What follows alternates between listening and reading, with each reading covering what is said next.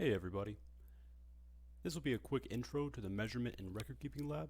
So first off, within the lab procedure video, you're given the length, width, and thickness of a wooden block in centimeters. These values should be written here. You can then convert those values into millimeters. Remember that there are 10 millimeters in each centimeter. Using these values, you can calculate the volume, and you'll want to do that in millimeters cubed and centimeters cubed. Then you'll convert to scientific notation.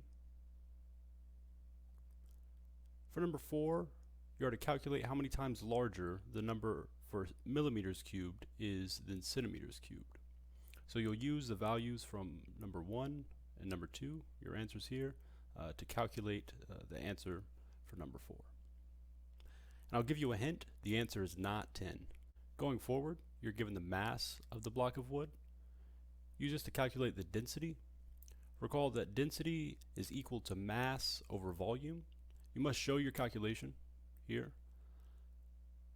Be sure to include the units as well.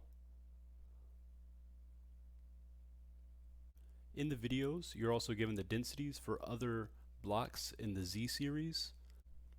You can use those to calculate the average and average deviation. Once you have the density of the unknown block of wood, which is given, you should record its value here.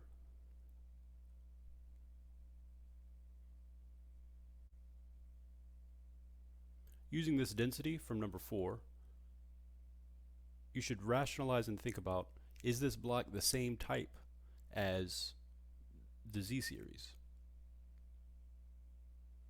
You can use the average and average deviation calculated previously to help rationalize your answer. For number 6, you will need to devise a way to measure the density of a liquid.